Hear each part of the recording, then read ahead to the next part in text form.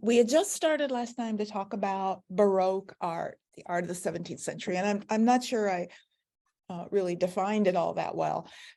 We talked about Bernini's David and compared the Davids, but the term Baroque generally is used in a couple different ways. Sometimes it's used simply to refer to the art of the 17th century.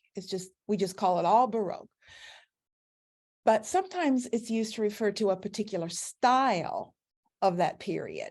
And if you use it that way, then it refers to this dramatic and emotional art that dominates the 17th century. It gets confusing because there really is another type of art made in the 17th century. That's not the only thing that was made then. So, and the confusing thing is I tend to use it both ways. I'll go back and forth. I will refer to Baroque as the whole 17th century, but I'll also refer to classicism, which is a different style. So most of what we look at is Baroque in both senses of the word. It's 17th century and it's the dramatic, emotional art that comes out of the wishes of the Counter-Reformation to create religious art for Catholics that is more dramatic, more passionate, that they can feel connected to and participate in. That's really where it comes from. But the style itself becomes so sort of established that it moves from just about religious art to really all art. So it doesn't necessarily have religious to reflect that style, but that's its origin. Its origin is in sort of the religious call. Okay, we talked about Bernini as a sculptor. Bernini was also an architect. He was also he wrote plays. He did a lot of different things. He was a painter to a certain extent, but he's primarily known for sculpture and then also quite a bit for his architecture. His most famous piece is the sculpture grouping that he did for this chapel, the Cornaro Chapel, Church of Santa Vittoria, Santa Maria della Vittoria. This is one of those side chapels, as you're walking up the aisle, there are these chapels on the side, right and left, owned by private families. That's what this is. This is what you would see if you're walking up the side aisle and kind of look to the right. And it's the chapel of the Cornaro family. And he got the commission to do the whole thing. And because he is a painter and an architect and a sculptor, it includes all of that. You can see architectural elements, there's painting in the ceiling, the sculpture is sort of the focal point, but he's a perfect person because of his abilities in all of these different media. So it's all created at once to give you this overall story.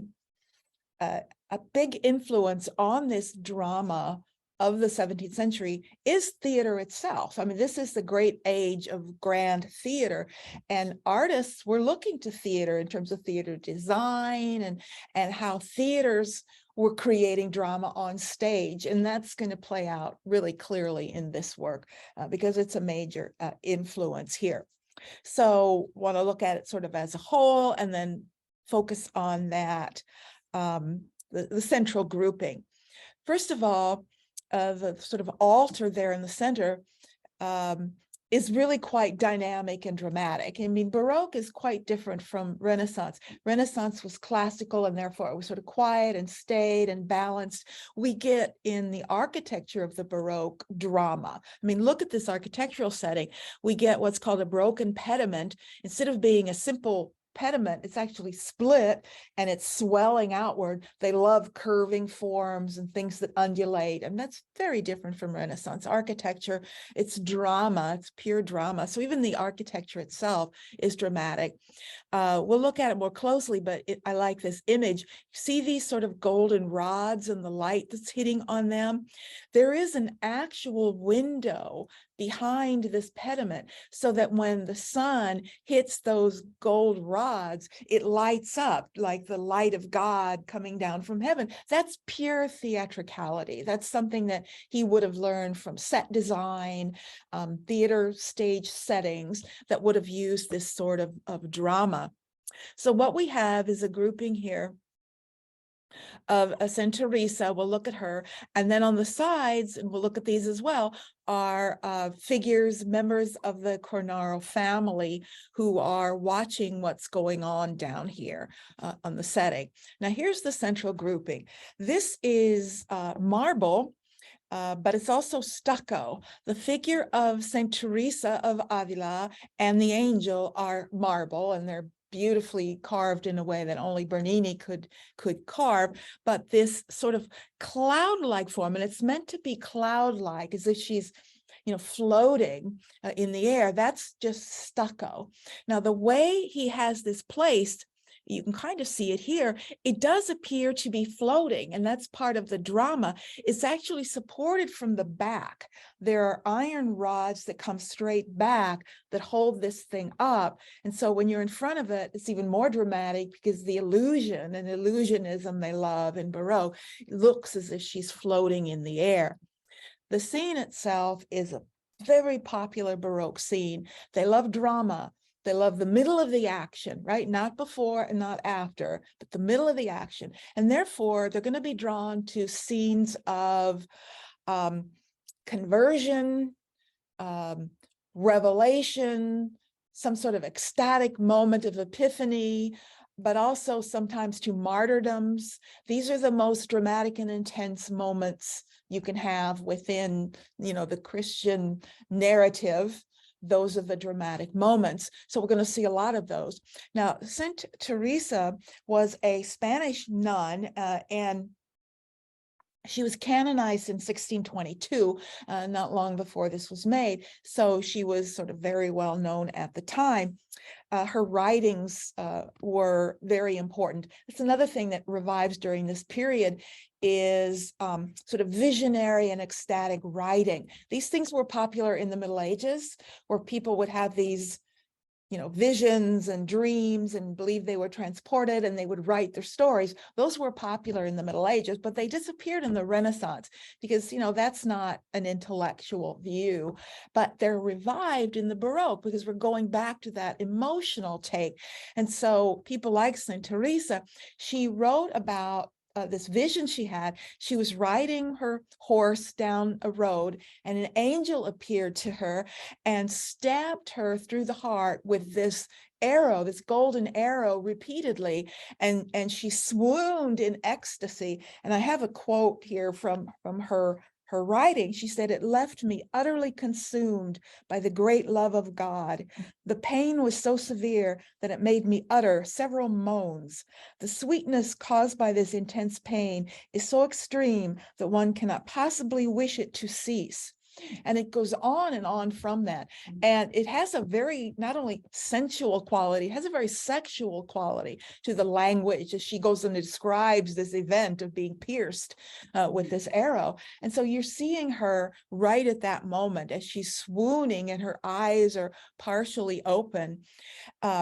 Bernini was so concerned that he get this sort of accurate, he actually sent to Spain. She was a Carmelite nun. He sent to their monastery for one of the habits. He wanted to see an actual habit. He wanted to see the fabric and how someone would wear it. So he got that so he could be accurate. Now, this is someone who has a unique facility with a medium, who just has sensitivity with this marble, that he can create one kind of fabric in this sort of heavy folds of the habit. And then when we look at the sort of thin diaphanous fabric of the angel, it's a totally different texture, a totally different feel to the fabric. And that's what, you know, a great sculptor in marble has. And it's just a sort of undefinable sensitivity to the medium that you either have or you don't have. It comes from many, many years of experience, but there's something sort of innate in there as well. A very powerful scene, another visionary scene. Now, over here on the sides, sitting in little box seats. Now, notice the minute we recognize those, you know, those sort of boxes on each side, suddenly it becomes very theatrical. Suddenly it becomes like a performance. And then we realize, well, is that an altar or is that a stage setting? He has it lined up as if it's a little event taking place on a stage, and he turns the whole chapel into a little theater where this drama is playing out. And in these box seats, because churches don't have box seats on the side to look at an altar, that theaters have box seats on the side. So the whole thing is interpreted and presented in a particular context.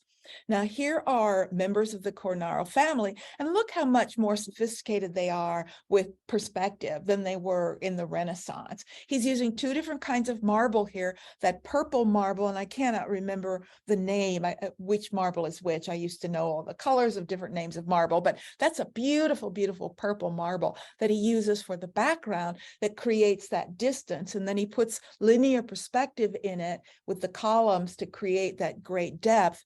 Now, all these men are members of the Cornaro family. All of them became cardinals at one point, and there are also Cornaro popes, but I don't know if any of these particular people ever became a pope. I'm not sure, but that's simply the way it was in Italy. These and not just Rome, but like the Medici and the Farnese and other cities, but these groups of these wealthy families ran the church. They were the ones from whom the cardinals came, and from the cardinals, they choose who the pope is. So it was like a business. It's all very much a business run by these very, very wealthy families who sort of form this conglomerate, this sort of rich religious conglomerate running the church. And I have no idea when or if that ever changed. I don't follow the situation, but it certainly was that at the time. I'm not going to talk about this in any detail, but I just have to show you one detail from this work by Bernini because it's so stunning. This is his sculpture, Pluto and Persephone, and just the way he handles this cold, hard, brittle stone and can make it seem, as soft as flesh. I mean, it's just stunning. And I don't ever wish to belittle Michelangelo and all we feel about him, but he couldn't hold a candle to Bernini. That's simply a fact. Again, where is that? I'm not sure. It's in, I don't know, in a museum somewhere in Italy, but it's really, really beautiful. Let's talk about painting. If Bernini sort of established the Baroque style in sculpture, Caravaggio is the first Baroque painter, no question. He's working earlier. He's working right at the beginning of the century. And so he's clearly the first, and he develops his own style, a style that is unlike anybody else at the time. He will have followers, some in Italy, but more followers outside Italy. Caravaggio's style was problematic for Italians. He violated Italian tastes in many ways. He was always in trouble and often went too far in his works, and many of them were rejected even after they were commissioned. One of the things he's known for is his use of tenebrism, and tenebrism is a way of using light. It's different from chiaroscuro. I talked about chiaroscuro when we were talking about the Renaissance. That's mostly what you see in paintings is chiaroscuro. It's a gradual shift from light to dark so that you see shadows and highlights. That's most common. What Caravaggio is giving us is more dramatic than that. It's sort of a dramatic version in which you have dark light. There's no gradual there. And you can see it in places like the arm where it's sort of light, dark. There's no gradual shift. It's abrupt. And so when you use tenebrism, you're basically setting up a scene. It's usually a night scene. That's why it's so much of it is dark and often maybe dramatically lit with a spotlight or something. That gives you tenebrism. So, I mean, just in the real world, think about it. Sitting in this room, we're not going to have tenebrism. The lighting is too even. We're going to see shadow. But if you're out at night and suddenly turn on a flashlight, things are going to look more harsh. You're going to have the dark light line. So that automatically creates drama. Absolutely. This is his conversion of St. Paul. Again, popular Baroque scene, a moment of conversion. The problem is we've moved a long way from the days where there would be overt symbolism in a scene that would tell you what was happening. You know, there's nothing sitting here that says who this is or what's happening. First of all, that was a bit problematic. Let's see what we do have, and then we'll talk about why this was criticized so much. We have the horse. We know the story of St. Paul, right? His name was Saul. He was Jewish. He was a tax collector, and he was out on the road one night, and he was struck by the light of God and had a revelation, you know, fell off his horse, and he was converted. So that's what you see here. This is the dramatic light that you see. So we have not at all a typical sort of composition that we would expect in the Renaissance. There's no symmetry here. There's no figure in the center, balanced on either side. Again, it's this sort of swirling design. You have the horse up here with this guy, and we'll talk about him in a moment. And then St. Paul now down here on the ground. First of all, it's very difficult to read spatially. What is where, because it is so dark. You know, Renaissance paintings were clear. You knew what was in front of what was behind what. Is he under the horse? Is he in front of the horse? It's so dark, you can't really see those spatial relationships.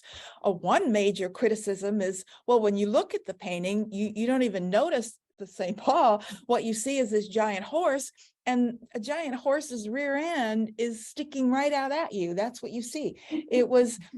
It was seen as inappropriate for the seriousness of the subject, that this is a religious story, a religious figure. You've got him rolling around on the ground, which is inappropriate. First of all, the horse looks like he's going to step on him. You stuck a horse's rear end right in our face.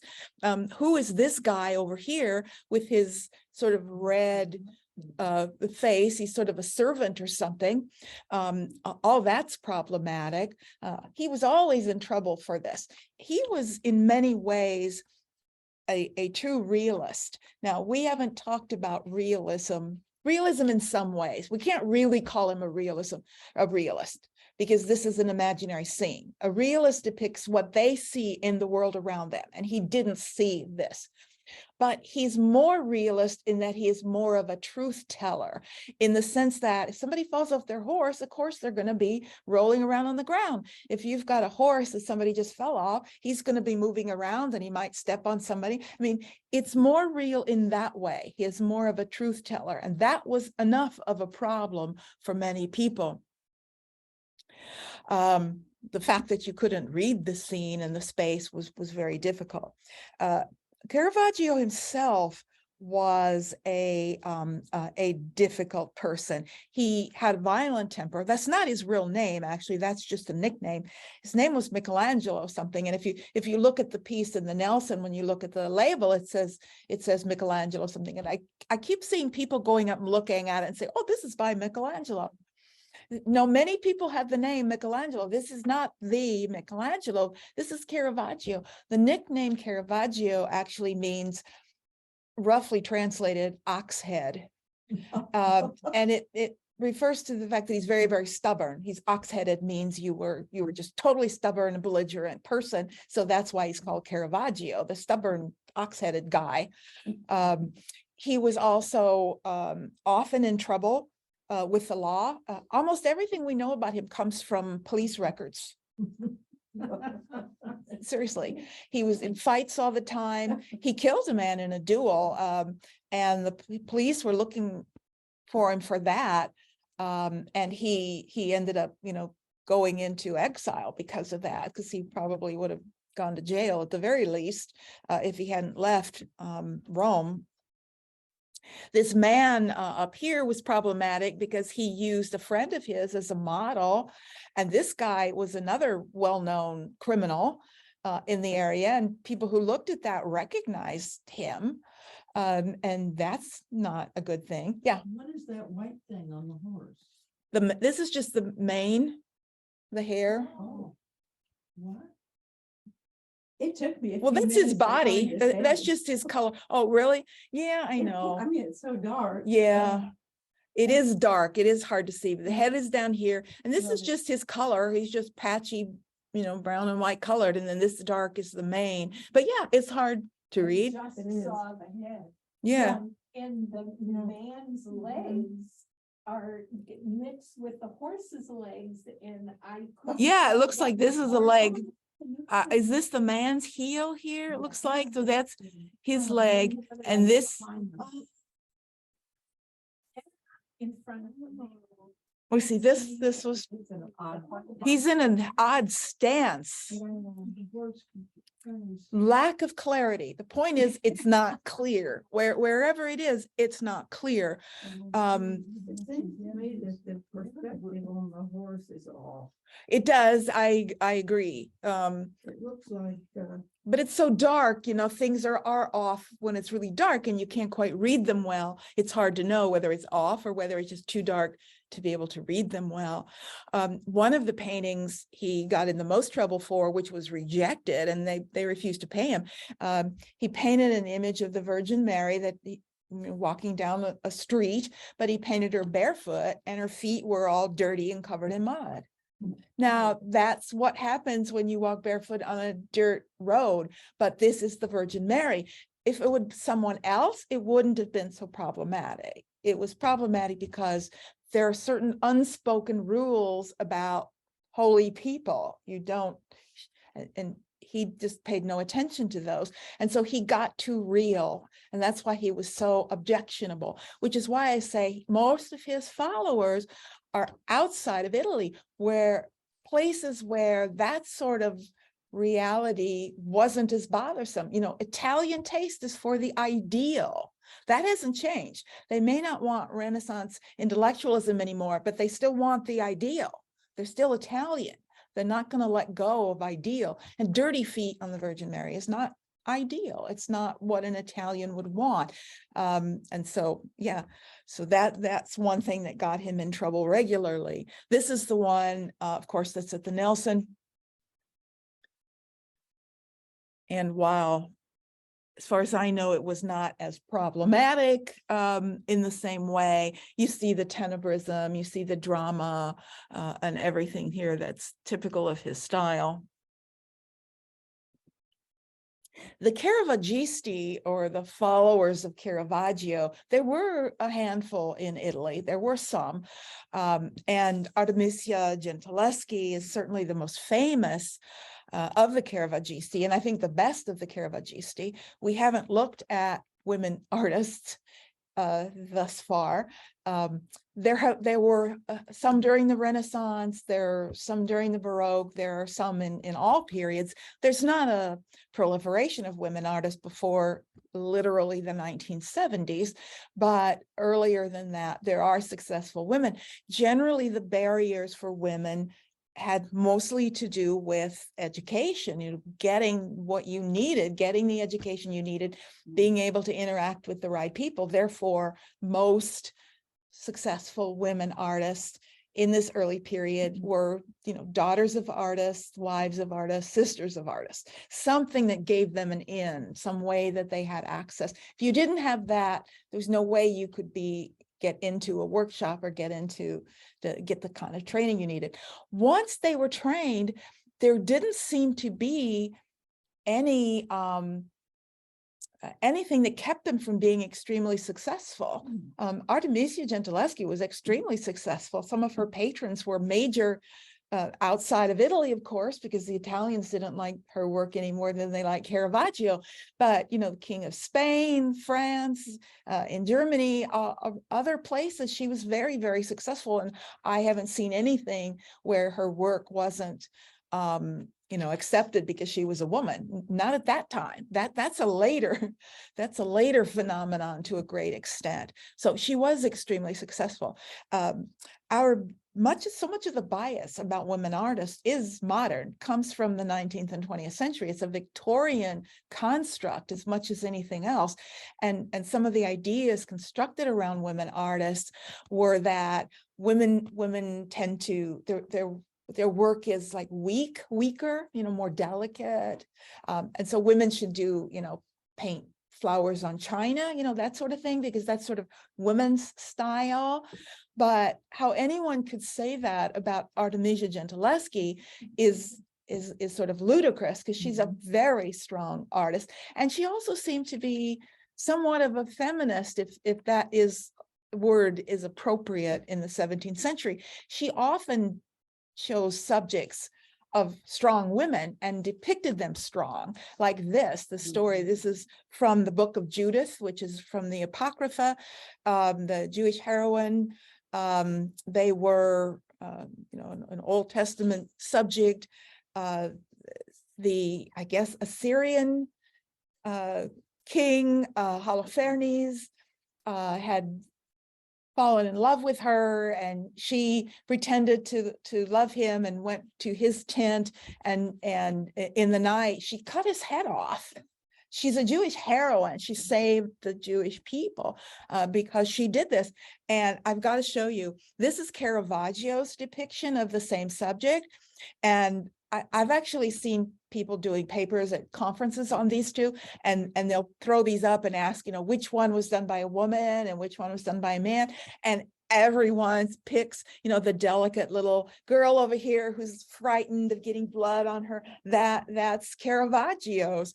Artemisia gives us a woman, a mature, strong woman who's leaning into it. The blood is spurting everywhere. It's pouring down the side. It's very visceral. It's very real. That's very Caravaggio as well. But it's a powerful and dramatic scene. And this is sort of very much out of him. So she has a long career. Her father, Orazio Gentileschi, had a workshop. He was less successful and really a less good artist. When we look at the work, there's no question she's better than him, and she was more successful than him as well. But that was her access to the training. So she, in the 70s, was a real hero for women in the feminist movement, particularly women in art. And there's an Artemisia gallery in Chicago, and there's sort of a lot of stuff named for her. Okay. We're starting with Catholic countries. So we started with Italy, which was, soundly Catholic. Protestant Reformation was causing ripples and issues, but it wasn't like Italians were converting to Protestantism. They weren't. They were Catholic and very much embraced the program of the Counter-Reformation. The same is true in Spain, but Spain has its own history and its own issues, which dramatically affect its history, its religion, and the art of the country as well. And I'm of course talking about the control of Spain by the Moors from North Africa. As you can see, by 750, most of Spain is Islamic. They attempted to move up into France, couldn't get over the mountains. And then it's a slow process as they're slowly being pushed back until by 1492, that's when the Moors are finally pushed out of Spain. Now that's going to affect not only the nature of Christianity in Spain, but also their self-image. The Spanish are going to identify with this long history that no other part of the Christian world experienced, which was controlled by, a foreign power and another religion. Having said that, Islam in Spain was really quite liberal. They were certainly free to practice their religion. It wasn't like a total suppression of Christianity or anything like that. But nonetheless, they did identify with martyrdom. The Spanish still, I think, identify. You still see all these traits in contemporary cultures in Italy, France, Spain, wherever we're talking about. Those qualities are still there. And there's still a sort of intensity, and we'll see that in the art as well. I've heard that when they were pushed out about 1492, that was the money that. Right, exactly. It freed the Spanish treasury for the first time so that Isabella could fund Columbus. It's not a coincidence that it's 1492. It's a good way to remember the year when the Moors were expelled. But yeah, it's directly there. Yeah, identifying with martyrdom. They loved these scenes of martyrs. You can see the influence of Caravaggio is going to be embraced here because they like the drama. They have no problem with the gruesomeness of a scene because that just emphasizes the martyrdom nature of it. St. Bartholomew, we saw St. Bartholomew before. Does anybody remember where we saw St. Bartholomew? It was in a painting. Was in the back wall, Michelangelo's back wall of the Sistine Chapel. St. Bartholomew was holding his skin, and Michelangelo had put his face on it. St. Bartholomew, it was flayed. And I always have to explain that to the students and spell it, or else I will get back on an exam that he was filleted. You don't think of these things, you know, this is years of experience. You start making notes, explain this. But even then, even after like 30 years of teaching, something would come up that I just couldn't anticipate. You just can't anticipate some bizarre thing somebody's going to interpret from what you said. That's the scariest thing about teaching. So yeah, here's the executioner. And again, he's got this tool, this specialized. I just find this really disturbing that there was a specialized tool, the only function of which was to cut the skin off of another human being. Can you, I mean, just how often did this happen that you invented a whole tool just for that? Irritability, Yeah. So we have a close-in scene, dramatic lighting, this diagonal, this wonderful diagonal that creates the drama and the movement and the energy. You know, he's looking up to the heavens, the shaded face here, and this figure back here that's really hard to read, but I've seen it, and it's like a, I don't know, it's a face kind of tilted and looking up, but some people see it almost more like a death mask or something scary. I'm not sure you really see it that way. It's just that it's hard to read, and so you can read it in different ways. But this is very, very Spanish. Now, Ribera was actually living and working in Naples. Now, how Naples or southern Italy fell under Spain, it's really interesting politics during the period. Holy Roman Emperor, and I don't remember the date, but by this time, the Habsburgs were on the throne in many locations in Europe. And Charles V was the Holy Roman Emperor in the 16th century. And he was not only the Holy Roman, when he became the Holy Roman Emperor, he was already the king of Spain, Burgundy, Netherlands, Austria, Milan, the Kingdom of Naples, and the Americas, the Spanish part of the Americas. He was already king of that. And then he became the Holy Roman Emperor, which threw in Germany and Austria. I mean, this man controlled for a brief period all of Europe and much of the Americas. And when he sort of retired, he abdicated and retired and left it to two of his sons. And he had one son, he gave the whole, well, no, it was one son and a brother. His son, he gave Spain. This is Philip II, who starts the dynasty in Spain. He gave Spain, Burgundy, Netherlands, Naples, and then his brother, he gave the Holy Roman Empire, which wasn't much at that time. It was Germany and Austria, but it was really ruled by a lot of different little people. But that's how Naples fell under the Spanish king. And it's also going to be important when we look at the Netherlands, because they're also Spanish at this time. That's how it happens. Weird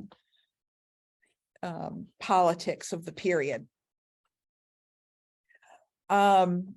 Just quickly, I want to look at one, Zurbarán. You know, Spanish art has certain qualities and characteristics. It tends to all be very dark, and I mean physically dark. You know, it's dark scenes, a lot of black and white, and also sort of dark in tone as well. But if you see a painting that's very, very dark, it might be Caravaggio. There's probably a greater chance that it's Spanish.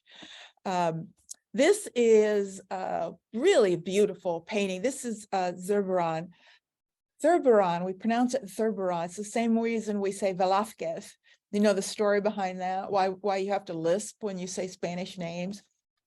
The Habsburgs were so inbred that they had, when you see portraits of them, you can see it. They have this weird jaw that sticks out that comes from inbreeding for a very long time. And they lisp. They couldn't talk. They couldn't say S's. They lisped.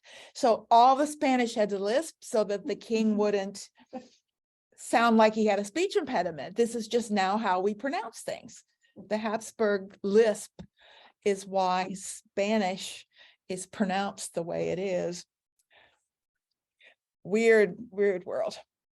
So this is actually a scene by Thurberon of Saint Serapion. He was a monk.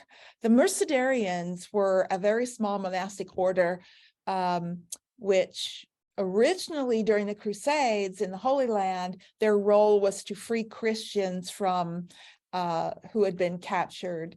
But now they went back to Spain, and that's sort of still their role, even though there weren't that many Christians that had been captured at the time. This could very well, since it refers to the 13th century, it may very well refer to the period during the Fourth Crusade, which was still going on at the time. So anyway, this would have been a monk who traded himself gave up his life and traded himself for a Christian prisoner, and he's being honored here.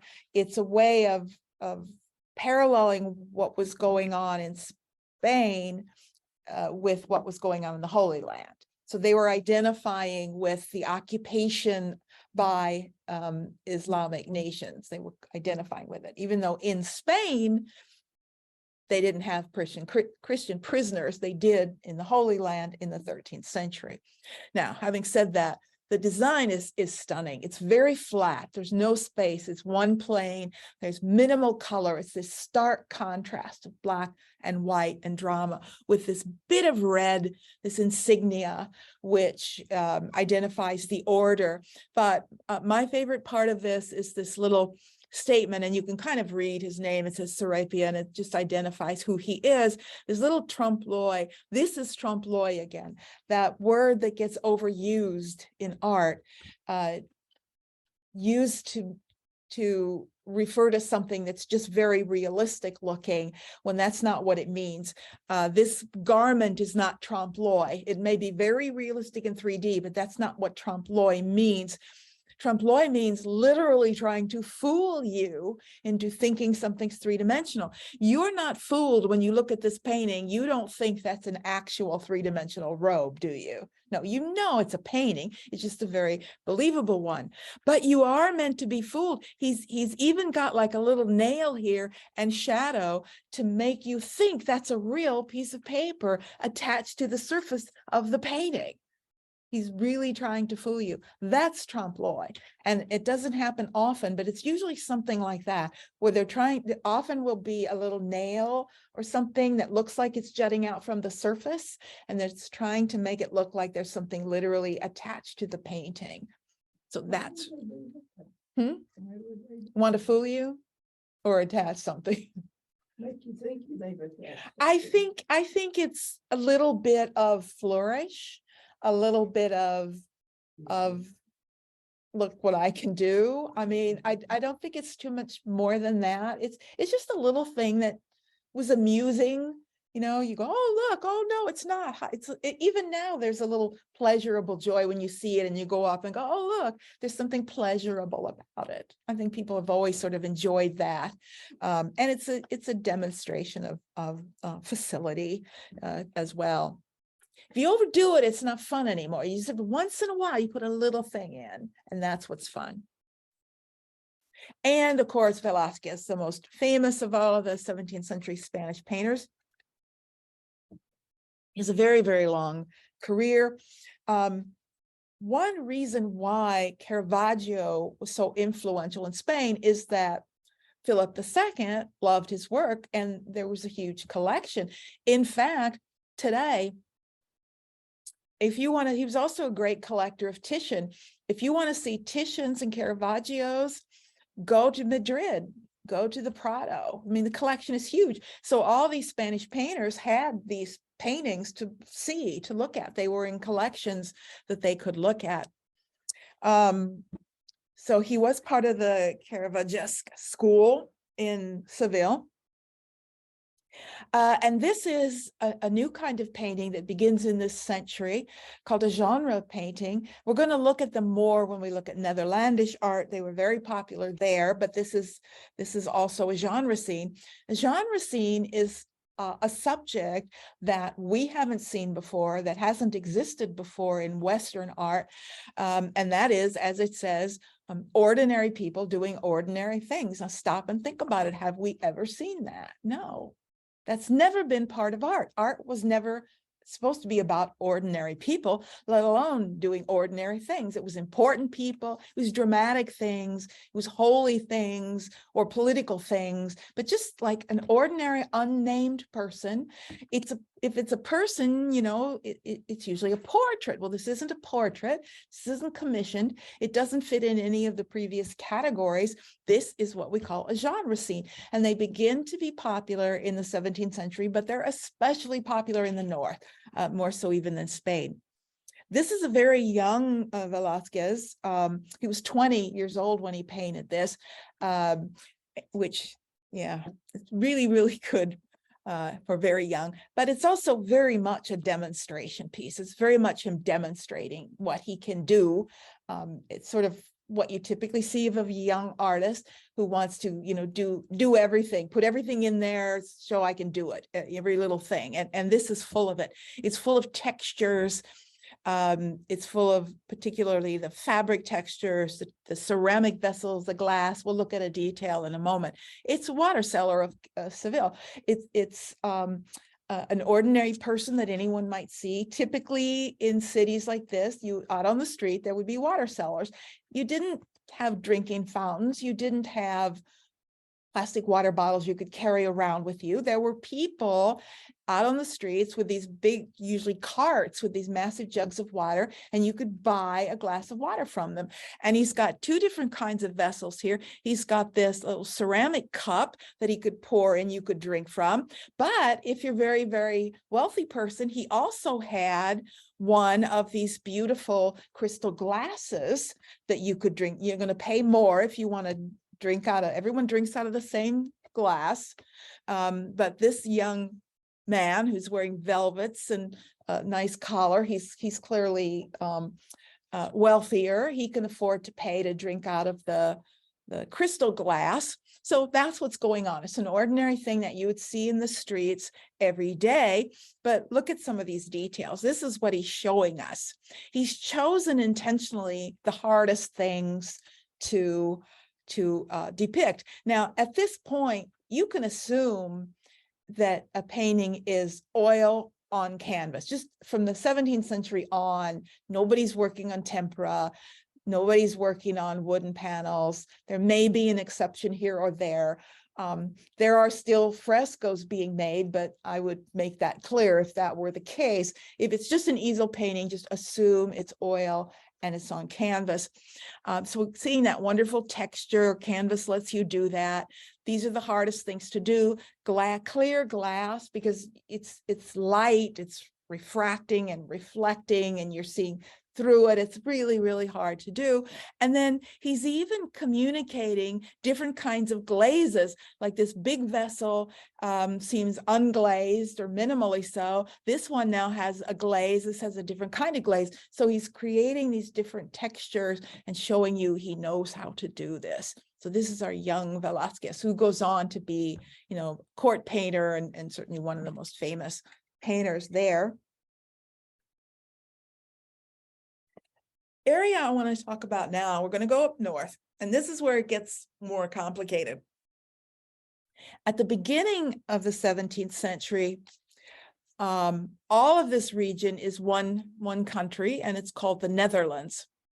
Still, even though they'd been rebelling. 1517 Protestant Reformation. Do I have that information here? No. 1517 Protestant Reformation. One of the locations of the largest number of Protestants was in the Netherlands, in the northern part of the Netherlands. And so under the control of Spain, they were very rigidly controlled. They were under the thumb of the Counter-Reformation. Heresy was not allowed. And so 7 provinces in the north rebelled against Spain and attempted to secede. And they're fighting throughout the whole last half of the 16th century. By the beginning of the 17th century, by 1605 at least, they really have carved out a new country with themselves, but it's going to take another 40 years before Spain formally acknowledges them, but they're not really fighting anymore. It's all but done. It's just not formally accepted. And they form a new nation known by various names, sometimes called the United Provinces, because there were 7 provinces. I tend to think of them as the Dutch Netherlands, and we're going to look at them in a moment. But first, I want to look at what happens in the south, because the southern region does not break away, does not rebel. It's still part of Spain. It is still predominantly Catholic, or almost entirely Catholic, and it is known as the Spanish Netherlands, or Flanders. Flanders is another name for it. In art, we tend to call it Flanders. But it's the same as the Spanish Netherlands. Just, we understand it's the southern area that stayed Catholic. So their art is going to follow the art of the Counter-Reformation, and it's going to be very similar to what we would see in Spain and also Italy, particularly in the hands of one of the most famous artists of the entire century, Peter Paul Rubens, who totally dominated the art of Flanders at the time. He had a huge workshop and basically employed almost everyone. Several artists attempted to set up their own workshops, but they just couldn't make a go of it because he got all the commissions. He was a brilliant business person, a brilliant artist. He knew how to run a massive studio. He hired specialists. He basically hired all the other artists in the country to work for him, and he hired them by specialty. If you're really good at this sort of scene or this sort of thing, you're good with faces, and you're good with hands, and you're good with landscape in the background, whatever. He had all these specialists, and he ran this massive workshop, and he could take on hundreds of huge commissions in a year. I mean, the amount of work they turned out. Rubens also functioned as a diplomat. He was one of those people who, interacted with at the highest levels, and he traveled often to Spain, to the court in Spain. He traveled often to Rome. As Catholic, he was, freer to travel in Europe, and he often worked as a diplomat, carrying documents and the like. So he was a very busy person and accomplished a great deal. Now, all of that is good and bad for us in terms of trying to understand his art. Because when you have someone who runs a shop like that, you have to, and everything in it is in his name. Everything that comes out of that shop was done by Peter Paul Rubens. And we have to figure out what he actually painted and what he didn't. Now, all the designs were by him. We know that. And we know that early on, he does more and more of the painting. It's later that it becomes iffier. What he would do is he would take like a smaller wooden panel, and he would do a small painting on it, lay it all out, the colors, everything, but not really finished, because it's not meant to be a finished painting. And then he would hand that off to the others, and they would do the big piece. And then he would come back when it was done and, overpaint this or repaint that, or do, what he thought needed to be done to perfect it. And that's where it's tricky. Now, this is an early piece. So he was 33 at this time. So he's just sort of beginning. So he probably painted much of this or most of this himself. It's the Raising of the Cross, a altar piece. You can see the triptych, 3 panels. Here's the panels. You can see them a little bit better.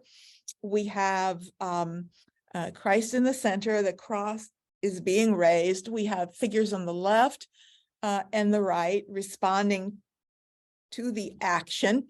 The design is typically Baroque, governed by the dramatic diagonals, as you can see the lines. It's balanced, but it's asymmetrically balanced. And asymmetrical balance is the most dynamic kind, because that's where you're kind of moving, your eye is moving all the time. And we get these wonderful triangles and things that shape it. It's very controlled. I mean, your eye is led in, it's led down, over, up, and he draws you right to where you're supposed to be looking. What Rubens is really known for also is his brushwork and his color. Unlike the Spanish and unlike Caravaggio, Rubens uses rich, deep colors. Caravaggio, if you look at his work, there's, bright red here and a bright blue here, and, just primary colors, not a lot of subtlety, not a lot of rich variation. Same is true of the Spanish. With Velázquez is an exception. His work is his later work is beautiful color. But when we think of color, we think of Rubens. Sir Peter Paul Rubens, as he's later known. He's also very influenced by Titian, that Venetian painter of the 16th century that really established the nature of oil paint and a painterly style. And you see it in things like the skies. This is very much a Titian kind of sky. Those moody skies. Remember the Venetians that were just introducing landscape as almost a character in the scene, bringing a mood. I mean, that's what they're going to discover soon, is that the land, nature, is perfect for communicating emotions. I mean, just depending on how you depict the sky, you can create any emotion you want, joy and sorrow and fear, anticipation. It's all communicated there by the sky. And this is very Titian. He went to Spain too and saw all those Titians. He also traveled to Italy and saw plenty of them there. This is very, very Rubens. It's also that Michelangesque figure is now, part of the standard vocabulary. It's now 17th century and everybody knows Michelangelo's figures. So he's now the foundation for this Michelangesque muscular sculptural form. You clearly see it there in Rubens. But I want to take a look at one of his most famous series that he worked on from 21 to 25. And this was a series of 24 large paintings. Now, this is what I mean. This is 24 large paintings, 13 feet tall. This took, and he's got dozens and dozens of other commissions, if not hundreds of other commissions. That's how many people are working under the name of Rubens. He undoubtedly worked very directly on this series because it's a very, very important series of paintings. This was a series of paintings commissioned by the Queen of Spain when she was older. She was quite old when she commissioned these, but she commissioned them to tell the story of her life and her marriage, starting with her first introduction to her husband. Now, the Queen of France that I'm talking about is Queen Marie of France, or in other words, Marie de Medici. Now, right away, it should be clear that the Queen of France is Italian, right? She's a member of that Medici family from Florence. And she married King Henry IV in an arranged marriage. This was like one of the perfect arranged marriages of the period. The Medici family in Italy had lots of money. They had vast amounts of money. What they didn't have were any sort of titles or formal position. They were never anything more than merchants. They were never kings. They're in Italy, they don't have kings or royalty or whatever. They didn't have titles in their family. The French royal family had titles, they had kings and whatever. What they needed was money. So it was perfect. Marie comes with her huge, massive dowry to fund the Bourbon dynasty, which she did. She is the mother of the French Bourbon dynasty, the most famous dynasty in all of France, which will rule down to the French Revolution and after. She will, you know, the mother of that dynasty is really Italian. So she's on her own. She's a widow at this point. She wants to commission someone. So who does she go to commission to do this? Now, she's the Queen of France. So logic says, go to a French artist, the greatest French artist. Well, we're going to look at French art in just a few minutes, and you're going to see more about why she did not go to a French artist. She does not have French taste. She isn't French. The French style during this period is different from everywhere else in Europe. It's unique and it's French. And she is not French. She is Italian. Her tastes are Baroque. So she could theoretically have gone to an Italian artist, but she wanted the best. So she went to Peter Paul Rubens. So this is why the French queen goes to a Flemish painter to paint the life, to paint her history, and she gets exactly what she wants. These are all now located in the Luxembourg Palace, which was her palace in Paris. Okay, so this is actually the first scene, and it's the scene where Henry IV sees her picture for the first time. This is an arranged marriage. The Medici family insisted that she was not going to step on French soil until they were legally married. So they were married by proxy. She was on a boat in the harbor off the coast of Marseille, and he was in Paris. And that's when they were married by proxy. Then she stepped off the ship into France. But this is even before then. Most of the scenes are totally invented, fanciful scenes. Like this one, the angels are swooping in with the picture of Marie. Henry is overwhelmed with love for her by seeing her picture. The gods in the heavens is Jupiter and Juno in the heavens. That's the eagle of Jupiter and the peacock of well, it'd be Juno, I guess, if we're going to use the Latin words. This battle scene is a reference to the fact that he is so smitten, he leaves the field of battle. The figure behind him is a personification of France.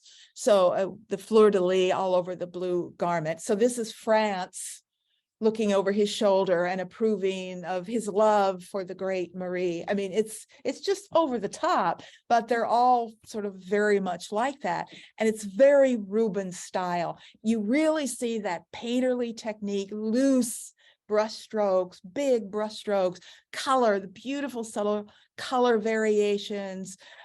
He's known for his figures, the sort of fleshy figures with these beautiful, rich colors and the tones of the figures. So this is absolutely Rubens at his best.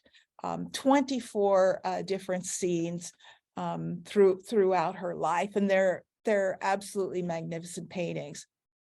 Now, there are two Rubens in the Nelson Gallery. This is the painting, oil on canvas, by Sacrifice of Isaac. Now, this is where we start running into difficulties with how do we look at a Rubens. It matters because there are paintings by Rubens all over the world of varying quality. They're not all great.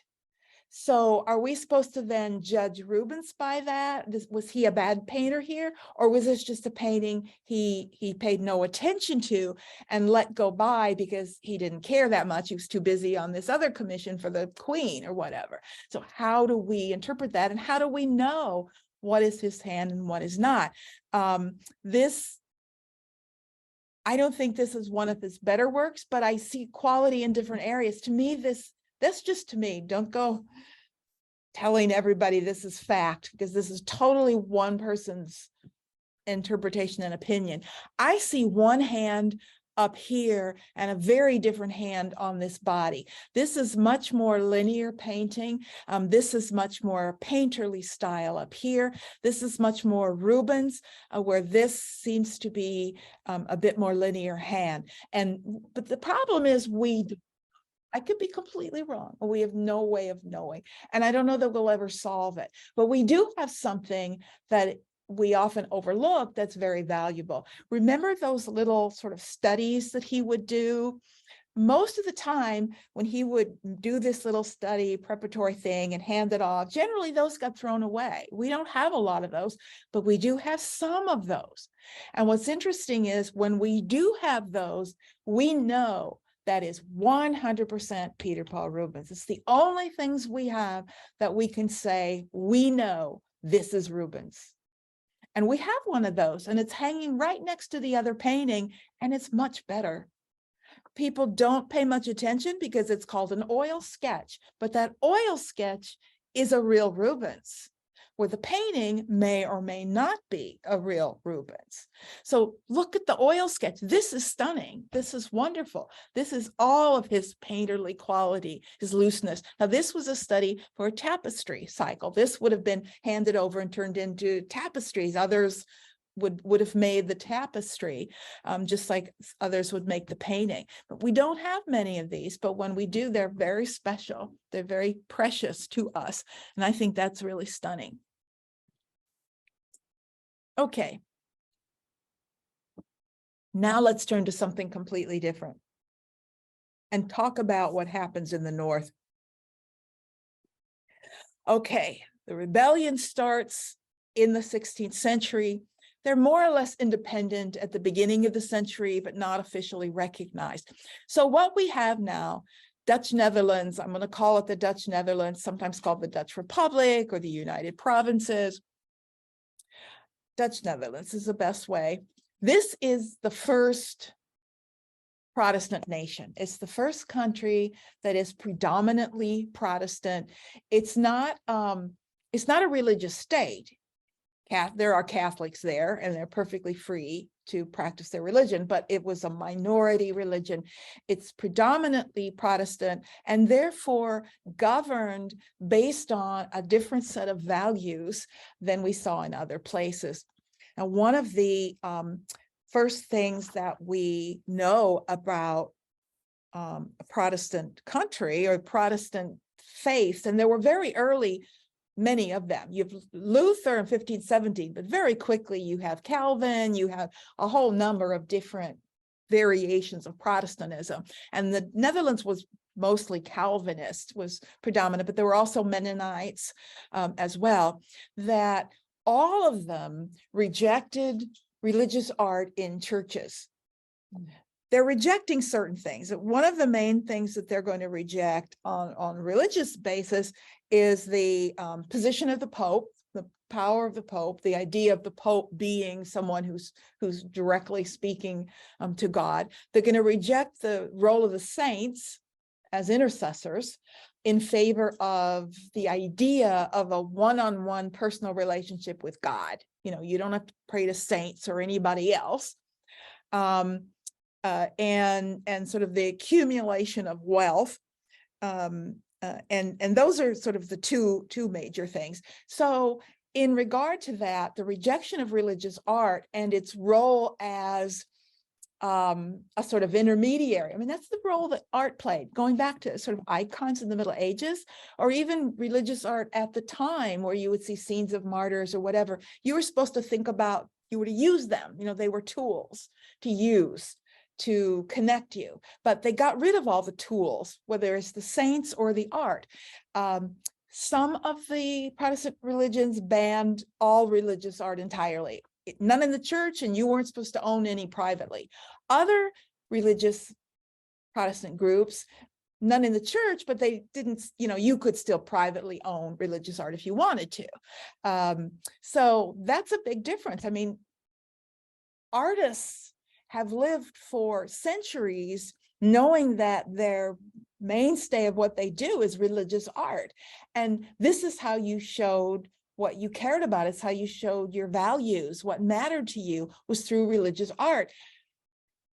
If you're Protestant now and you're not showing religious art, how do I communicate what matters to me? Is there a way to communicate values without showing a religious scene or religious subject? And this is what they're going to do. They're going to find many different ways of expressing values. And those values in many ways are different from the previous values. And all of that's going to appear in art. We're going to see new subjects in art that are going to come out of nowhere as a way of communicating ideals. This is one of those exciting places where in a very small country, we have more artists, more great artists working. This is one of the great sort of golden ages and locations for art, is the Dutch Netherlands in the 17th century. I think it's just one of those brilliant moments. It reminds me of like Paris at the beginning of the 20th century, where in this small area, you have all these things happening. It's very exciting. And it makes an interesting juxtaposition to what was happening in the South, where you had one man dominating. It's not what you have in the North. You have dozens and dozens of artists who are successful.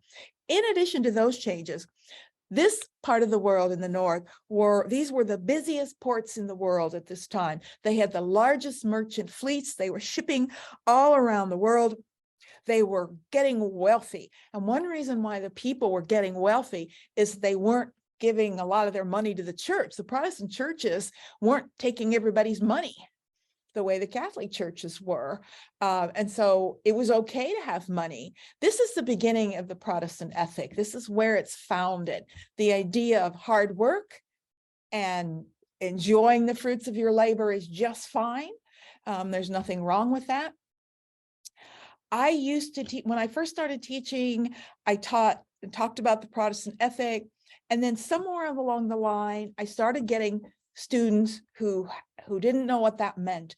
And I'd reached a point where the last 10, 15 years I taught, not a single one of them had even heard the phrase Protestant ethic. They didn't know what I was talking about. I don't know where that disappeared out of our collective consciousness over the years. Everybody knew what that meant. It meant hard work, and it meant, earning your money, and it just meant, being industrious and being proud of that. I mean, that was the Protestant ethic, and this is where it's rooted.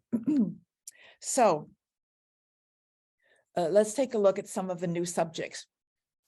One of the new subjects that's very popular is group portraiture. Now, portraits aren't new, but this type of group portrait is. First of all, let me say Dutch art in general tends to be very informal. That informality is an inherent part of the culture.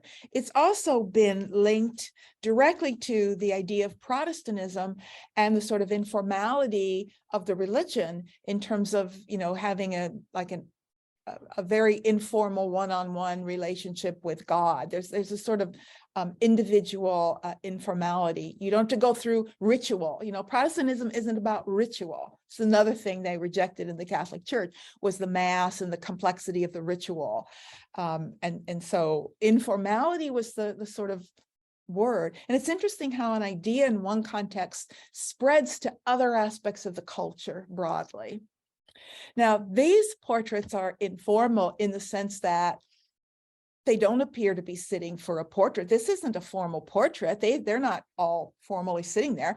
It's as if you're just one of their friends and you just walked in the door and they're all sitting around talking, having fun, and they just kind of look up at you. There's a real informality here that is very, very inviting.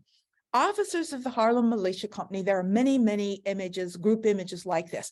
What we're seeing is one of these companies that when they were younger men fought together in the Civil War, and now they're just part of this sort of informal militia group. When they were fighting the Civil War, these guys were much, much younger. After the Civil War has really ended, these militia companies kind of turned into these clubs, a kind of men's club, like it's somewhat like the Elks Club, and it's a combination of a kind of reunion of old army buddies and an Elks Club meeting. They would often have a hall that was where they would meet. They would get together once a month, put on old uniforms and get together and tell war stories. But they also did good works for the town. You know, they raised funds for the poor, that sort of thing. So that's kind of what's going on here in terms of what we're seeing. It's not an active military group, but at one time, you know, they really were. This is one of the hardest things you can be successful at, is group portraiture like this, because you have two conflicting goals. On the one hand, you need to see each one of these people clearly as individuals and recognize them. So you have to do individual portraits of everybody, because they paid for these jointly. You know, everybody's going to pay the share for the painting, which would hang in their like meeting hall.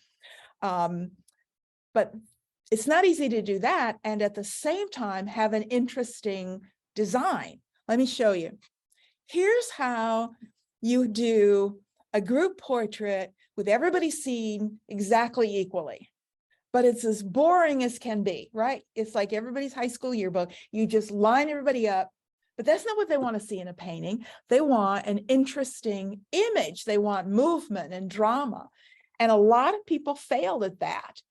A lot of people tried doing group portraits and were not successful. Rembrandt is a good example of somebody who failed miserably. He just got a little too, it weighed a little too much on the interesting and dramatic, and you couldn't see some of the people and people would get mad.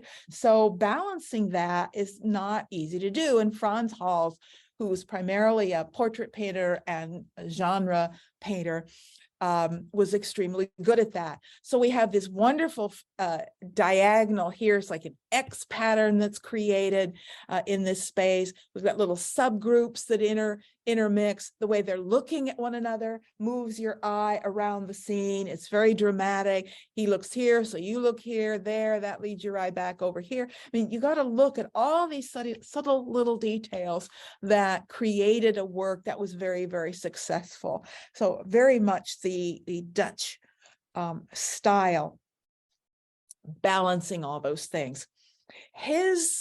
One of his proteges was Judith Leister. There are actually a lot of successful women working in the Dutch Netherlands during this century. One reason is because of the huge demand for art. It was absolutely huge. This country was really also considered to be the first true free market economy. And so we actually get a middle class growing in the 17th century in the Dutch Netherlands, when we really don't get much of a middle class in the rest of Europe before the 19th century. So they're like leading the way. There are a number of things happening at this time that are looking forward and won't happen elsewhere for another couple hundred years. One of them is this sort of free market economy.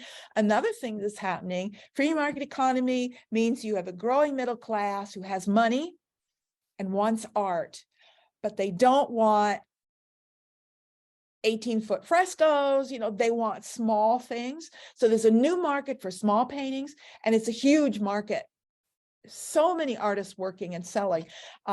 They also come up with a new way of selling art. This is where we get the first picture dealers. And by the 18th century, they'll be all over in Europe, but a picture dealer is like a shop that you go into. It's very much like an art dealer today who has a little gallery space, and you can go in and they have art there and you can buy it. You don't have to go to an artist and commission a work of art. These are middle-class people. They have money to spare, but they don't have that much money to spare. It's a lot cheaper to just, so what does that mean for artists? Artists for the first time aren't working on commission. They're not sitting around waiting for someone to come and tell them what to do. They have to figure out what to do. And so they have to know the market. They have to decide, well, there's a real market for this kind of scene, this kind of scene, that kind of scene. They're making art ahead of time and then trying to sell it to people, kind of like what happens now. And that's a big difference. It's a whole change in the institution of art, of what art is. And it begins at this time, it grows in the 18th century, and by the 19th, it sort of becomes the world that we're in now. And so that is all part of what we have. Because of the nature of what artists were making, also, a lot of paintings are fairly small. In fact, you may have heard the reference to the Little Dutch Masters. The Little Dutch Masters is a reference to all these Dutch artists and the small paintings that they're making. Now, Judith Leister's work, her story is an interesting one. She, after studying with Hals, and they were very, very close friends as well. So her work is very similar to his. And artists didn't always sign their work. And this has been a problem because a lot of this started to be untangled in the 70s and 80s. A lot of paintings in museums around the world that were attributed to Frans Hals, under the research of new feminist art historians who are coming along in the 1970s, are finding, when they research, these are actually Judith Leister's. So this is another problem with attribution. Museums are disinclined to reattribute works of art. I mean, if I bought this work for $5 million by Frans Hals, I'm not taking that label and changing it to Judith Leister, because the minute I do, its value drops 80%, 90%, and I've just now lost how many $1 million? So they're not going to do it. And that's a problem. And that's something people have been struggling with for a very long time. Reattribution to women artists. There are paintings by women artists in museums all over the place misattributed to men. And getting people to acknowledge that is not an easy thing. Now, clearly this is a self-portrait. Clearly this is by her, and she's showing herself as an artist. At the same time, she's showing you what she paints. So this could almost be seen as like an advertising poster. Here I am, here's what I do. It's like a card or something. Here's what I make. But stylistically, you cannot distinguish between her and Hals if their name's not on it. It could be either way.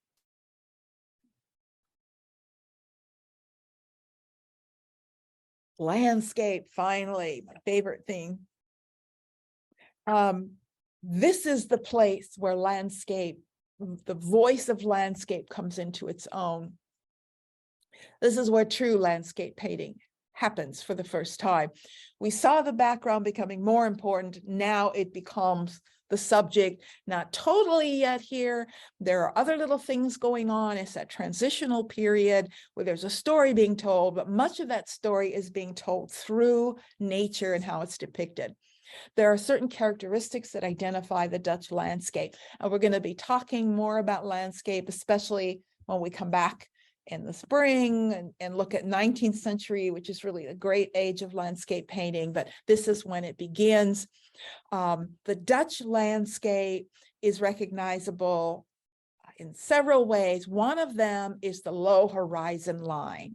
Look at that low horizon line and the amount of sky that you see here. That's uniquely Dutch. And it has a lot to do with the actual topography of the Netherlands. These are the low countries. This is literally land that is below sea level and that is dead flat. And if you've ever lived in an area that's like that, this is literally what you see. I mean, I grew up in Illinois, and driving up through central Illinois, and I've not driven across Kansas, but I understand that's pretty flat too. But when you're on places like that and you look out, you have a very low horizon line, and you're consciously aware of the sky in a way that you aren't when you're in really hilly country. And so that's a part of it. So what we've got here is a lot of messages going on. First of all, this is a little cottage home industry down here of linen making. They will often work into a painting some sort of business or industry. This is the Protestant ethic. They were great exporters of linen all around the world, and this is a strong statement. Even the way the light is shining down on this little highlight down here, it's as if, and there's a very strong religious quality to this. It's God in nature without being a biblical story. And the light on the linen is like God's giving his approval to this industry.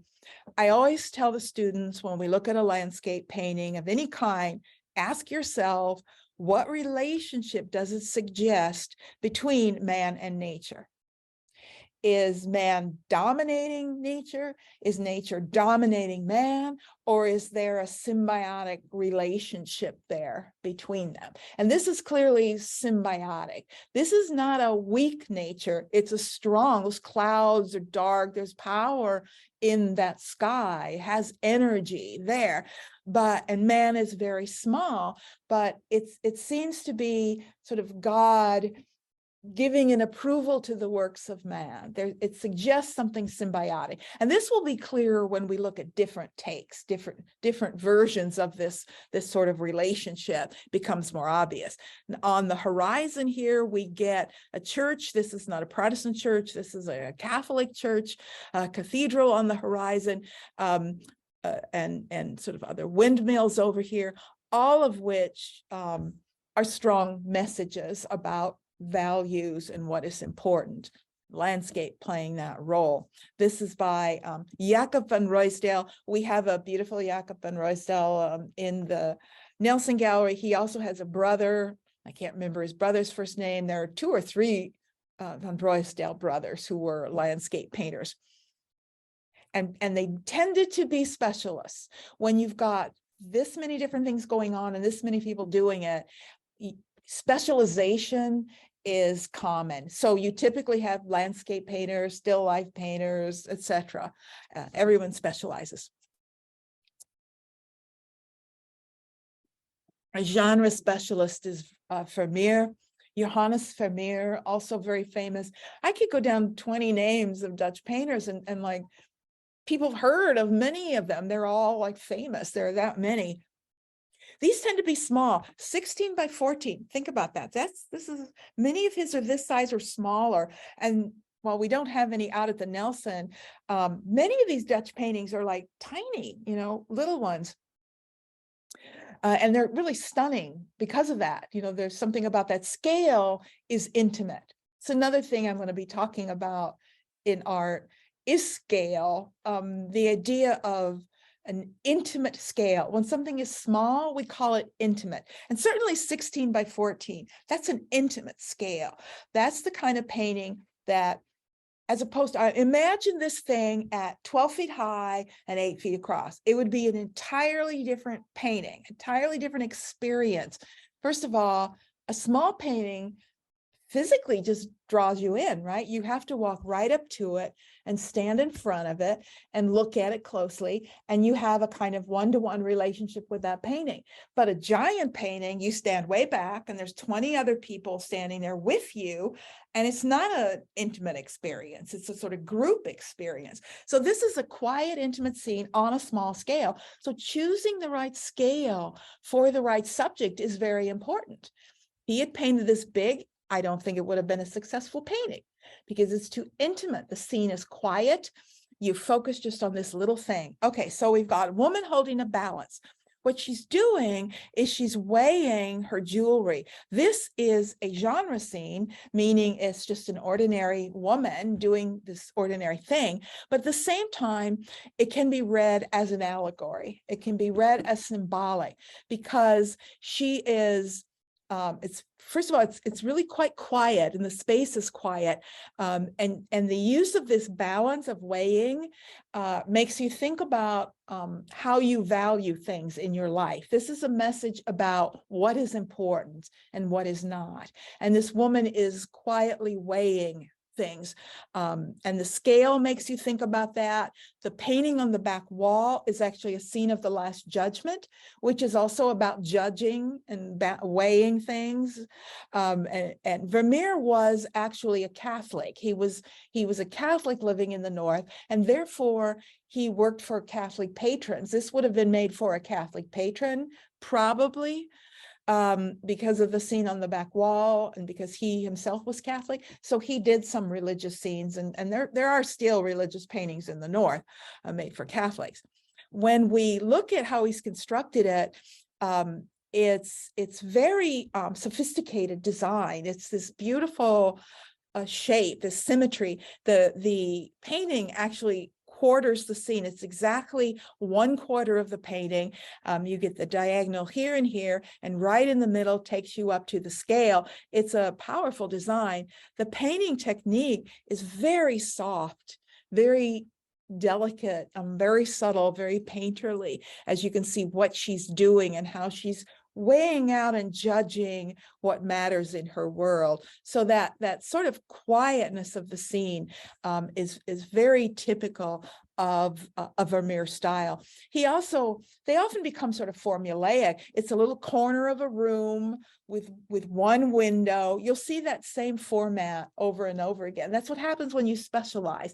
You tend to fall into sort of formulas and you repeat these compositions over and over. Another type of still life, this is the first still life too. In paintings, there might be a little thing over here that's a little still life, but it would be in a larger scene. This is the first time and place where the still life is the whole painting. It's just this little thing on the table, but they're full of information. This is a vanitas theme, which I mentioned before, which is meant to keep you humble, to make you think about what really matters. It's part of a subset called a breakfast piece, or a breakfast piece, breakfast piece, still life with taza. The taza is this sort of vessel that's sort of fallen over. Now, this is very much a vanitas theme. It's meant to remind you of the passage of time and therefore the ephemeral nature of life itself. Things falling over, things left. There's typically something in it, either like a candle that's burning down or an hourglass that references time. In this case, Claes has put, this is a new kind of clock. These were just invented. This is the 17th century. This is the great age of optics and timepieces, and they're all being invented in the Netherlands. So this is sort of the first industrial wave, in a sense, in the Netherlands, going along with their new middle class and the like. So this is Dutch industry. It's one of the, he's showing this new product of the Dutch Netherlands. What's interesting about these breakfast scenes and still lives is that as we look at them now, we can actually, as we look at them through time, through the century, we can see the people getting wealthier and wealthier, because early on you're seeing pewter vessels and sort of local foods, but now we're starting to see some things of gold. We're seeing imported things like lemons. Sometimes they'll have lobsters in them that are imported. So they're not doing that on purpose. It's just as a statement of fact, as their living changes, as the way they live change, they're depicting their breakfast scenes differently, and we get to watch them as they get wealthier. I mean, these are stunning. If you've never seen one of these, there used to be a Claes hanging in the Nelson Gallery in the Dutch Room. It was there 5 years ago when I moved here, and it was there for at least the first year or so. And somewhere in that second year, so that would have been probably 2019, I went in one day and it was gone. It disappeared. I don't know whether there was no sign up about it or anything. There was just another painting there where it used to be. And it was beautiful. It was one of my favorite pieces in the Nelson. I don't know whether it's in the basement now or being cleaned. I mean, Is there anyone you can ask? Probably. You'd have to contact a curator and find out, I'm sure. I just haven't bothered because I don't know, they're not going to put it back up if I ask about it. So I just didn't bother. But we do have a beautiful one. And when you see them, they just wow you then as now. And it's the same things we saw Velázquez doing, metal surfaces, they're hard to paint, clear glass, liquids, these are difficult. And so the facility, the texture, the surfaces, they wow us now. You can imagine then. Same thing. Flowers is another variation of still life, flower painting. This is Rachel Reusch. Rachel Reusch was very successful. She painted in the late 17th and into the 18th century. We bought a couple of hers over there. 17th and 18th century paintings, and they're really beautiful.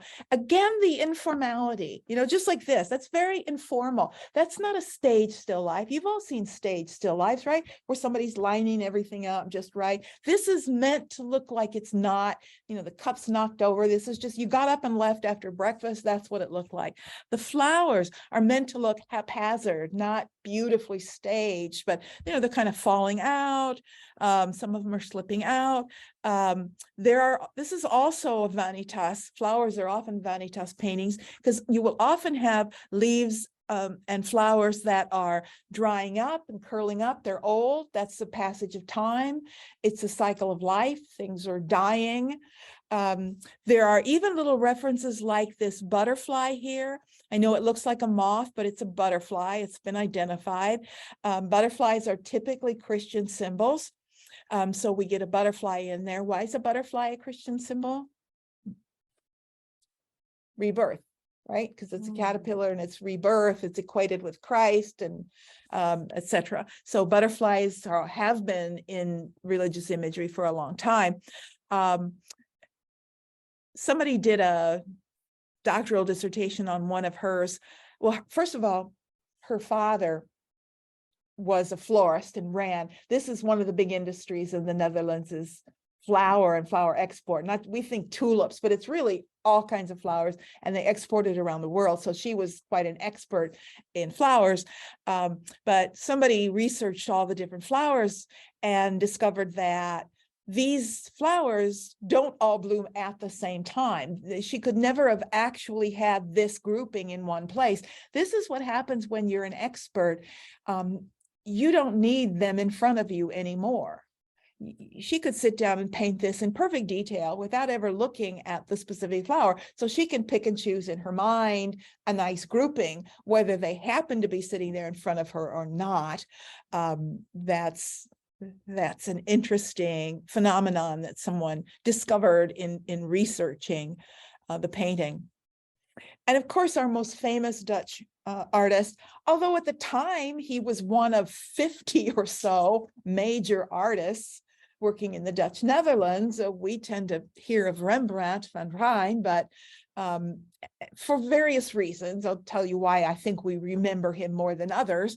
I think in some things he was better, but in other things he clearly wasn't, because he wasn't successful at group portraits. But individual portraits, as nobody can touch Rembrandt. I think one reason why we feel so connected to Rembrandt is his self-portraits. There are a few artists historically who are known for doing large numbers of self-portraits. And two of them are Dutch, because I think of Van Gogh and Rembrandt. And when you see the artist's face many, many, many times, especially with Rembrandt over a long life, not true for Van Gogh, but with Rembrandt from a young man all the way to very old, you feel like you know them. You do begin to feel like you have a relationship with them, especially because of when he's painting. He's very, very interested in sort of human nature and states of being and emotion, and he examines those in a self-portrait. Self-portraits are perfect for that. You can do anything you want. So you can do a self-portrait studying, this expression and that expression. And so you get to know the individual. So even in this early one, you see a pattern is set for something, quite intense at an early age. And he's always very recognizable because of his nose. He has this really huge nose. But this is our young Rembrandt. Let me catch up with my notes since I'm always several pages behind, just in case I have something here. Rembrandt is unusual in that he was not a specialist. He's one of the few. He did landscapes. He did not that, I can't think of that much still life, but did quite a bit of landscape. He did religious work. He did portraits. He tried group portraits. So unlike most of the others, he did do a lot of different things.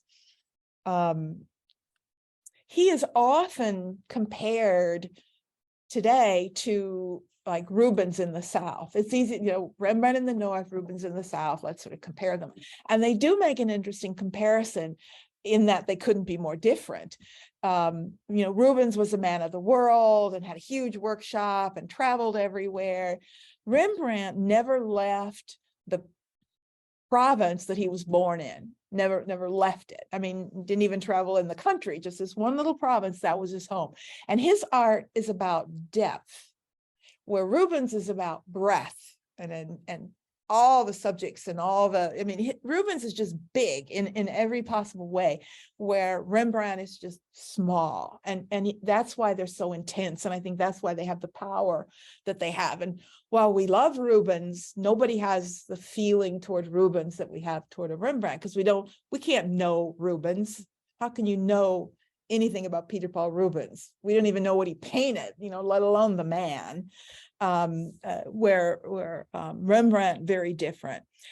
We see even early on the emphasis on the face. How important. I gotta see what this looks like to you, because to me it's gotta figure out how to do something with the color. That screen is just really screwing up the color, something awful. It's all pink and purple and it doesn't look like that. Before I turn this off, I'm gonna see if I can adjust the colors somewhat better, because that's just unacceptable for these beautiful paintings. Doesn't look like that. This is what it looks like. It's deep and rich, and it's not purple and pink, and that's just horrible. That's the problem with a screen like this. Oops, I briefly unplugged it. Okay, let's see if we can find out where we were again. And reconnect. Okay.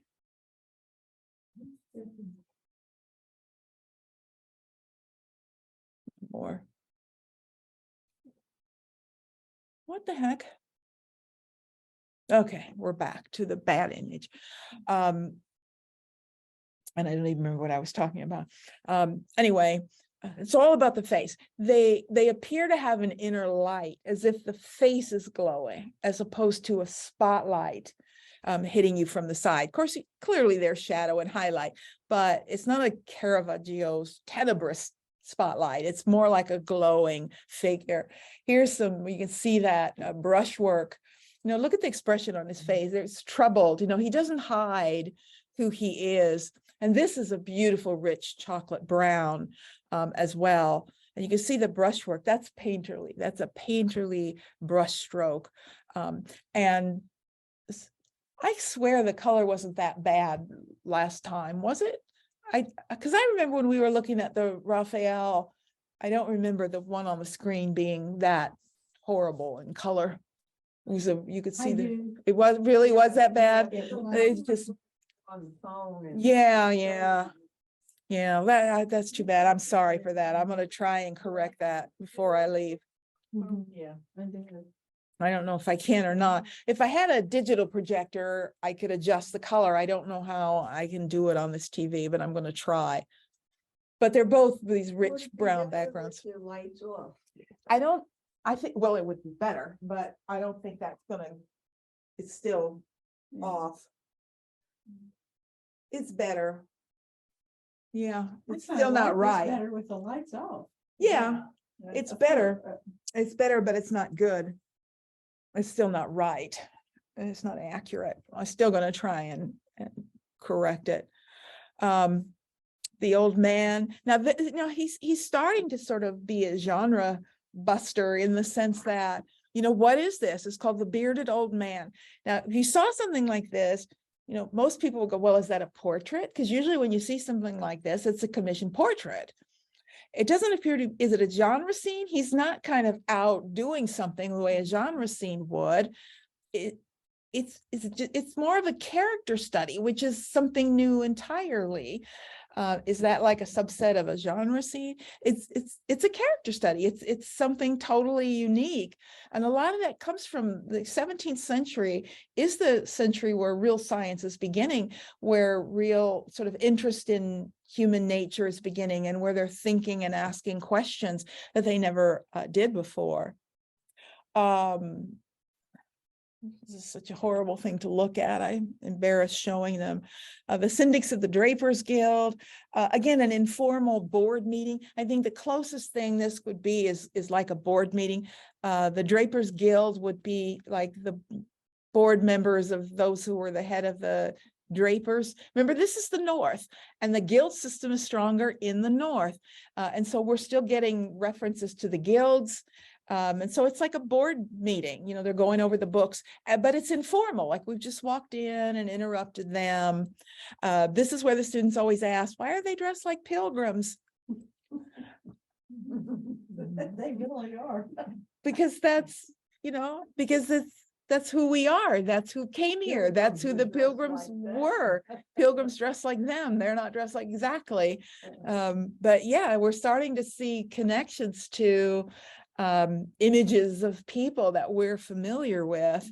As a detail of the carpet. They typically used what we think of as a rug for the floor. They you see them on tables in paintings. They were typically had rugs on the tables. And one last work by him, a religious piece. He did also do religious work. He was Protestant, but he was a Mennonite, and Mennonites could privately own religious art. And so he actually did quite a few religious scenes. And what's interesting about this particular one is that it's a depiction of the return of the prodigal son, but it's presented in a way that is atypical. That's not typically how this story is shown. He's showing the son from the back, and we're seeing the father from the front.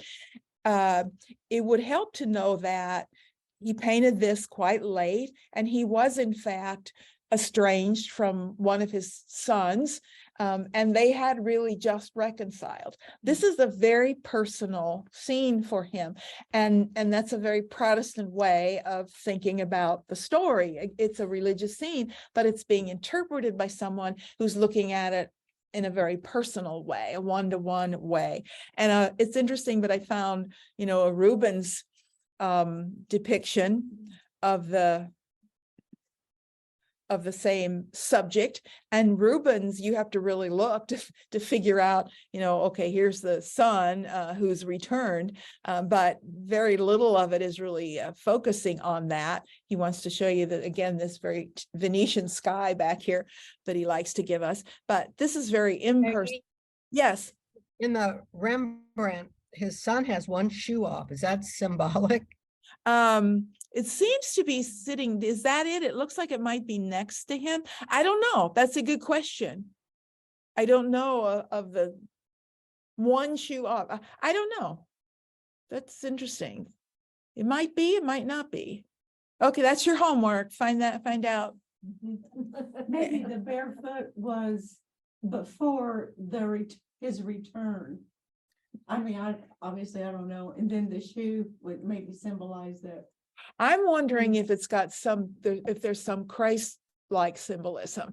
Is there something where Christ had one sandal on and one off? Or am I mixing it up with my Greek mythology? Because there's a Greek myth where that's the case.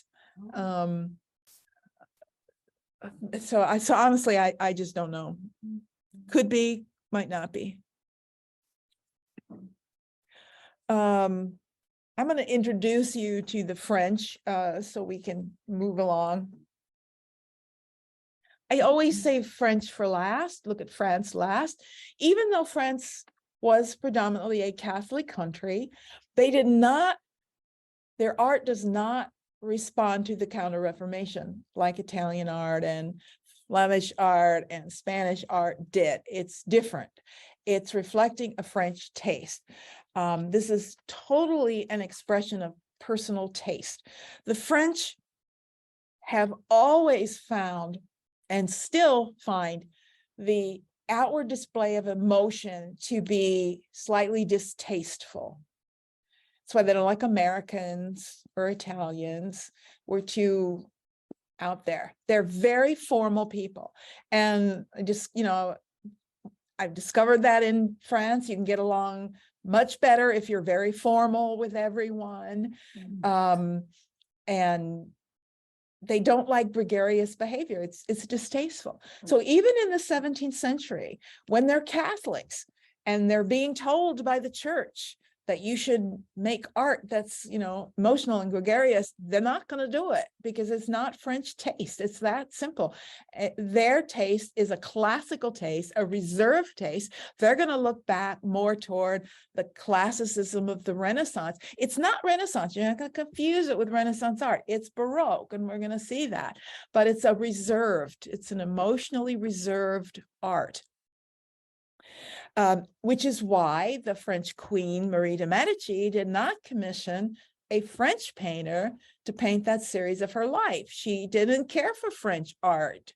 It was too reserved. She's Italian. She wanted that more gregarious counter-Reformation style. And this is the century where France takes over. When this century begins, the French power is pretty balanced in the art world around Europe. When this century ends, the art world is centered on Paris, and it will stay there until World War II.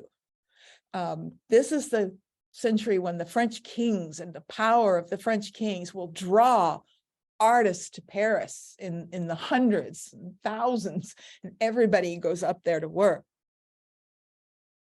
And the first thing I'm going to look at is, just somewhat briefly, is the palace at Versailles, because this is the century where Versailles is expanded upon. It's a perfect example of the French style, the grandeur of the French kings.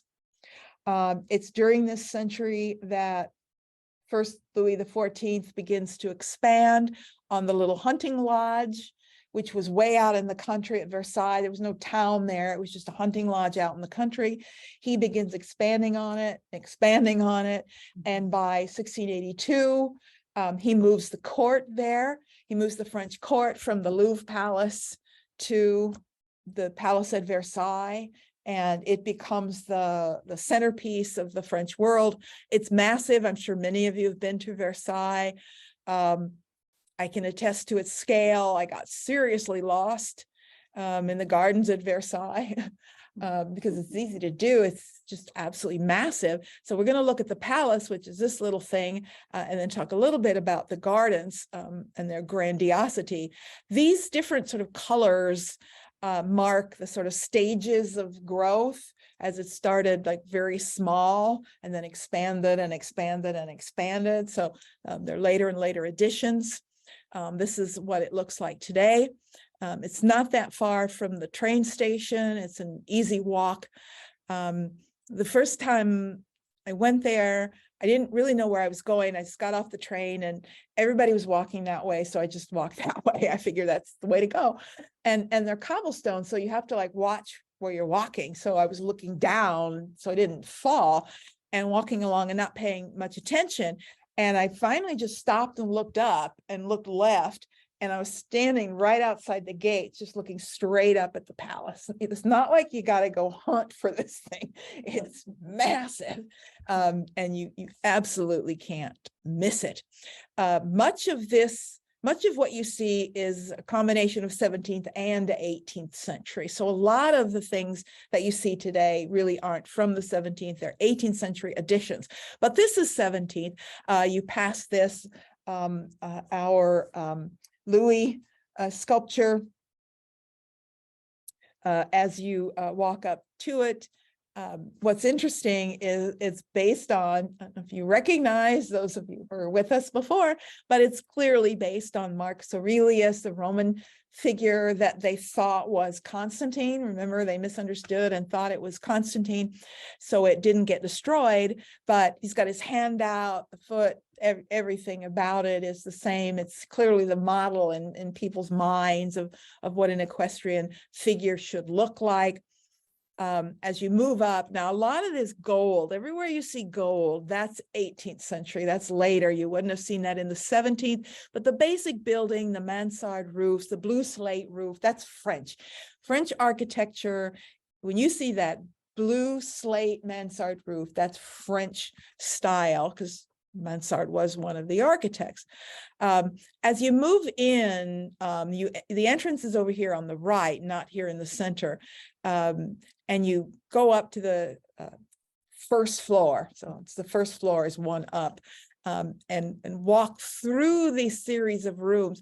It's designed in such a way that ambassadors and visitors who come to court are led through a series of rooms that are meant to impress them, to instill upon their mind the power of the king. This medallion is actually later. That's also 18th century, as is the gold itself. But this is the Salon de Guerre, the Salon of War. So you're led through all these impressive stories. And right here, just before you turn down this long gallery, the last room is the Salon de Guerre. And that reminds you of Louis as a warrior. So now you're getting in the state of mind. And then you turn the corner and walk down the Hall of Mirrors, which is mirrors on this side that reflect and look out over the gardens. These are all painted by a lot of Italian painters that were brought in. Absolutely stunning. Mirrors are popular in the 17th century as part of that drama, a theatrical drama as well. You can imagine the amount of money went into this. The king's bedroom, the queen's bedroom. This balustrade is original. A lot of people think that balustrade is there to keep the tourists away, keep back. No, the red velvet rope here is to keep the tourists back, but that balustrade was there because Louis going to bed and getting up was a stage presentation. It was a show. It would take half a dozen servants just to help him get in and out of bed. I mean, you didn't dress yourself, you didn't bathe yourself, you were treated like you were a doll, you know, and everyone did everything for you and to you. You just stood there. So it was a stage presentation, just getting up in the morning and going to bed at night. Life at Versailles was incredible. And there are books, I can't remember, I don't think I wrote it down in these notes, but one of the courtiers at Versailles, and they were all required to live there, like 5,000 courtiers were required to live at Versailles. There were all these rules about how you were treated, how many servants you could have, depending on how important you were. And both Louis XIV and XV encouraged these kind of little dramas because it kept everybody focused on something else and not paying attention to what they were doing. But there's one story about somebody's wife, some courtier's wife, a servant accidentally opened both doors when she was only supposed to have one door open for her. She wasn't high enough to really have two doors open. And it was this big scandal.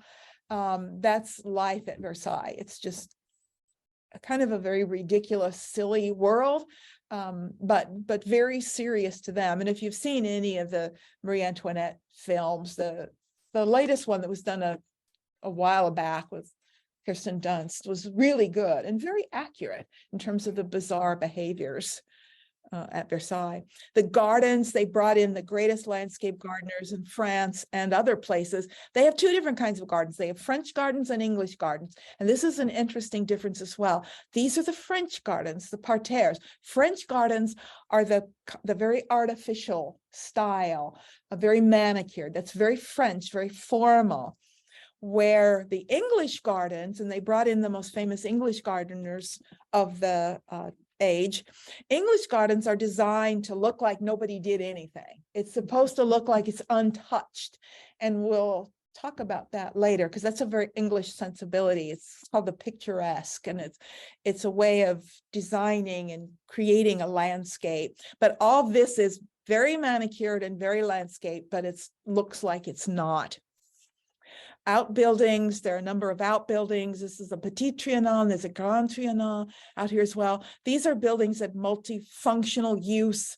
There might be concerts out there on the grounds. This is where if they're out on the back doing hunting or something, the servants would bring their lunch and set it up, and they'd go in and eat a grand lunch there, and then play cards in the afternoons. I mean, they have all sorts of functions, but my favorite is the Hameau or the Hamlet, which is an 18th century. This is totally 18th century. It's an actual little French hamlet, a little fake village that is created, and people are hired to live there. It's like Epcot Center or something, you know, where they have the, you know, the little France and Germany, and there are people hired to dress, and you know, it's bizarre. And there are shepherdesses, and they have sheep. And this is where Marie Antoinette and her friends would go out and play. They would dress up like shepherdesses and go out and play as if they were peasants. And I know this sounds bizarre and ridiculous, and people at the time said, you know, the seeds to the revolution were planted at Versailles. That's sort of the saying, and it's true, they absolutely were. And the reason is because nobody understood anybody. It's the danger of getting so removed from other people's lives and experiences that you can't even imagine them. To the people at Versailles, they thought the peasants had it made because they thought they had the hard life. And they did. I wouldn't want their life for all their money. You know, from the minute they're born, their lives are chosen for them. They have to follow this path. They're told who to marry. I mean, they have very, very controlled lives. They saw peasants as free. They saw them as people who could choose who to marry, who to be with, what kind of job to do, because they didn't understand the hardship of being a peasant. But on the other hand, the peasants saw these people as having everything. They're just rich. They can have whatever they want. They can do whatever they want. And that wasn't the case either. Neither one of them had very good lives. They had these extremes, and nobody understood them. And they were doomed to revolution because of that. But that was Versailles. And we'll stop there for today and look at French painting next time and see how different it is. So I don't actually have all that much more to cover. Now, next week we aren't meeting, but we'll meet on God, I can't believe it's almost December. We'll meet on December 2nd. It's possible that I could finish this up on the 2nd. That was my original plan, but I'd gotten behind, but I think I've caught up since then. So maybe we'll finish up next time we meet, and maybe not. We'll see. Yeah, maybe we'll talk about it next time. Okay. Thanks, everybody.